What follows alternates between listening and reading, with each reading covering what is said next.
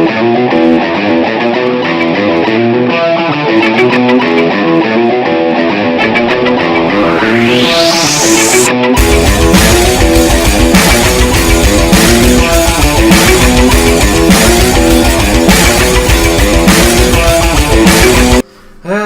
guys, and welcome back to the Power Rankings this week.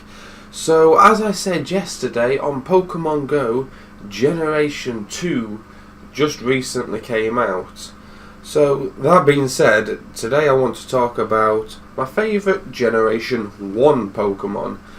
Now, on Pokemon Go, if anyone's been playing it, well, I won't say pretty hardcore, but regularly I'd say, most people have got most of the Generation 1 Pokemon.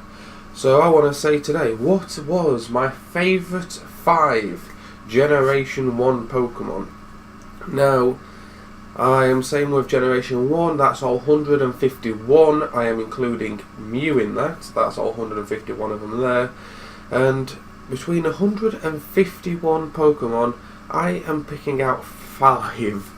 Now, that is an incredibly difficult task to do, but let's get started with it. At number 5, Gyarados. Now, the reason why I'm picking Gyarados for number 5 is for multiple reasons. Basically, Magikarp, the most weak and pathetic Pokemon you could possibly have. I mean, you stick Magikarp in a battle with Metapod and it's Harden, Splash. It is absolutely pathetic. And when you're playing the games, there's not much you can do to level up a Magikarp to get to a Gyarados. But when you get that Gyarados, it is absolutely kick-ass. I mean, it is one of the most powerful Pokemon that there is. It is exceptionally hard to combat, it is exceptionally hard to deal with, and genuinely, you put it in a battle, chances are that Gyarados is going to win. And then when it comes to the trading card game as well, with all the recent cards that are out, anything that is in standard rotation currently, you are looking at Mega Gyarados as well, which is absolutely beast, and just Gyarados on its own as Gyarados EX. It is just very, very difficult to beat. It is tough in the card game, it is tough in the actual game. It is just an all-round beast of a Pokemon. Number 4. The reason why I'm going with Mew as number 4 is because 1, it is the 151 Pokemon. It is exceptionally difficult to get in the games. It is yet to be announced in games like Pokemon Go. It is so rare.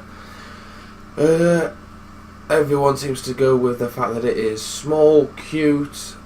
It was an original legendary as well, which makes it even more badass. And even though when it comes down to fighting, it doesn't do much fighting, when it does, as you can see from the original Pokemon movie, it is absolutely kick-ass as well.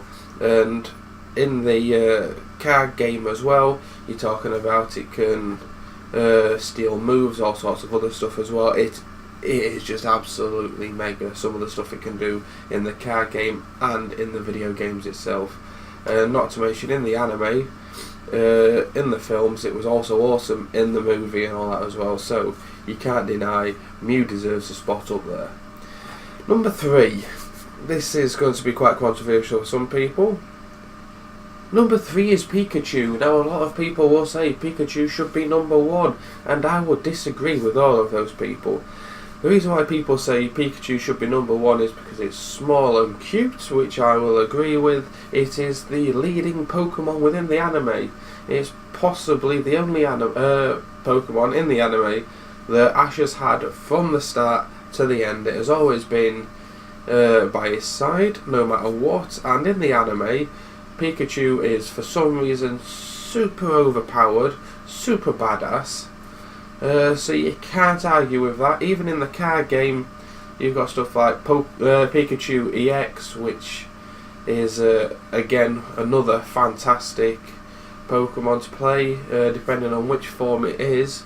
If you play it with a Magnezone, bash a ton of energy on it and it can hit for some absolute mega damage. The reason why it's number 3 is because I just feel like there's so many more Pokemon that deserve the recognition over him. I mean, Pikachu is awesome in the anime. It's the fact that it starts out as being such a moody little thing, it hates Ash, and then it turns into being his best friend and whatever else. It's a fantastic story there. And again in the video games as well, it's pretty good in the video games. Now, in Pokemon Go itself, you've got the Santa Pikachu, you've now got the Party Pikachus. There are quite a few different forms that they've put into there, so they are pretty much basing the franchise around that Pokemon, which is why I think it deserves a spot. It's just not good enough to be number 1. Now, moving on to number 2, Mewtwo. Now, I do believe Mewtwo is at number 2, and it could possibly have been number 1, but since the first day, the Pokemon that's at number 1 I have loved from the very start. So Mewtwo, the science experiment that they made, so powerful, it is absolutely badass. Now, the Pokemon in the first movie, you saw there just how badass it was, how hard it is to defeat. I mean, it took just about every Pokemon on the planet to beat that thing. It's got an amazing backstory as well, so that just makes it so much better in the anime. And then the card game as well. In the card game, it's got quite a few different forms, but you've got the one that everybody loves to play. You've got the Mewtwo EX with the Mega, which has Psychic Infinity, I believe the attack is called, where you just need to stick a couple of energy on it and it can beat just about anything. It is one of the most overpowering cards in the card game. When it comes to the games itself, it is exceptionally difficult to get a Mewtwo. It is possible, but it is ridiculously hard. And then again, in the anime, it was just so awesome in the anime, which is why it deserves to be up there. And not to mention, it's a pretty damn good looking Pokemon as well, so you can't argue with that. And then Pokemon Go as well, the new game that everybody is currently raving about. It's not even been released in that yet. We're on to Generation 2, and that's yet another one of the legendaries that is still to be announced. So that just shows how awesome this Pokemon really is. Now let's just put in a few honourable mentions. First of all, the legendary birds. Now the legendary birds in their own right, each one of them could have been in this list, but I couldn't pick just one of them. Because each of them in their own way are quite fantastic, whether it been in the anime from the films. I believe it must have been the second film, either the second film or the third film. One of the films got their own run in it as well, and that was absolutely awesome with what they did with it there. It's just, they're still to be released for Pokemon Go as well, because they're missing quite a few of the legendaries. It's just, there is so much around these legendary birds, and there's still quite a bit that you don't really know about them as well, which makes them ever more mysterious and ever more awesome. Now, next honourable mention would be Team Rocket's Pokemon. You're talking the Meowth, Arbok and Weezing. Now, Arbok and Weezing, two Pokemon again that look very awesome, and Team Rocket made their own Pokemon from something that they look pathetic. I'm not gonna lie. When they're in attacks, they all are in battles with Ash and whatever else. They always seem to lose, but they made him seem still so much awesome. So I can't deny that. And then you got Meowth, the talking cat in the anime, which made Team Rocket as good as it is. I think without Meowth, Team Rocket just wouldn't be as good, and you just get bored of seeing them. I think you get sick of them. So them 3 Pokemon, as it is, just made Team Rocket as awesome as they are, which is why they've made the honourable mentions list. And then you've got Psyduck. Psyduck, again, in the anime, was that Pokemon that it made everyone laugh. You got the Pokemon that defied Misty every turn. It was so stupid that it just made everybody laugh. That's why it's in there, just because of the comedy factor that it brought. Same for Jigglypuff. Jigglypuff wasn't in every episode, it just came about every now and again, but when it did come about, you knew it was going to start singing, it was going to cry and get upset, it was going to start doodling on people, and when it did, it was absolutely hilarious. And when it got round to Generation 2, and they brought in Snubbull as well, that was another thing that was just awesome. The mixture between the Snubbull and the Jigglypuff, it was just all round fantastic. But yeah, there was one other as well that I completely forgot about. The evolutions. Now you're talking Jolteon, Flareon, Vaporeon, all 3 of the evolutions for Eevee are all absolutely fantastic.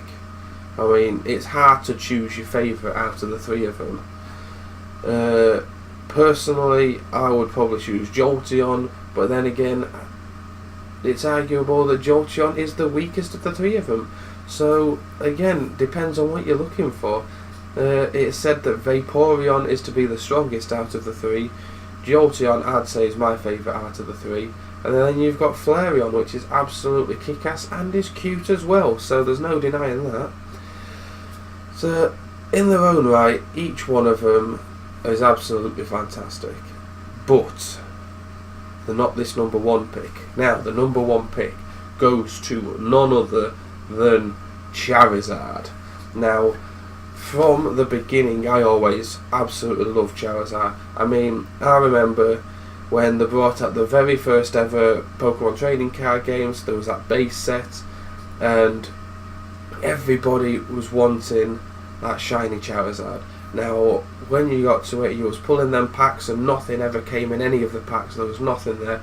The first ever shiny that I pulled was that right there, the Charizard. Now, I absolutely loved that Pokemon, I loved the card, and in the anime, you've got that cute little Charmander that followed Ash around everywhere, and then it evolved into Charmeleon, and it began to turn on him and hate him, and then when it became Charizard, it was the most annoying Pokemon ever. I mean, it absolutely hated Ash, it did nothing for him, he refused to listen to him. Whenever Ash wanted him to battle, chances are he'd just go to sleep. It was the most defiant thing ever, and it was just comedy gold to watch it. Right, and then there was the point in the anime when Ash did everything he could to save Charizard. Charizard realised just what sort of a good friend he was to him, and ever since then Charizard stuck by him. And then there was that absolute killer moment when Charizard wanted to become stronger, and he wanted to become a hell of a lot better Pokemon than he was, and Ash had to let him go. The point that Ash let Charizard go so he could stay with all the other Charizards, that was an absolutely killer moment. I mean, there were so many people where you'd spend your time going, oh, Charizard's an absolute arsehole, everybody hates Charizard. I won't even listen to Ash, it was funny and all that, but everybody hated the fact that it wouldn't do anything like it used to do when it was a Charmander or like the rest of his Pokemon. And then there was the whole evolution between them two, and how they both became to love each other, became best friends, and at that point he then had to go and give him away, and it was absolutely just brought tears to everybody's eyes, did that one.